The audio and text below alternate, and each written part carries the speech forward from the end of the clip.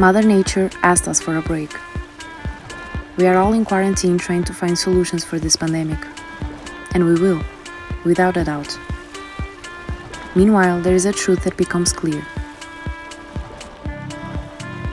The Earth breathes in deeply and it starts to regenerate. It is impossible to survive this global crisis being the same. We are going to be stronger, more united and conscious.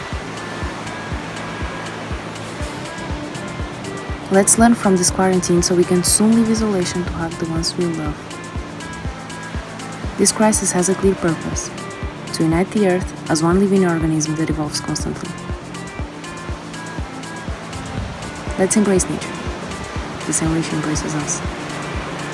Let's walk together in sync, be united with nature, preserve her, regenerate her, and take care of her.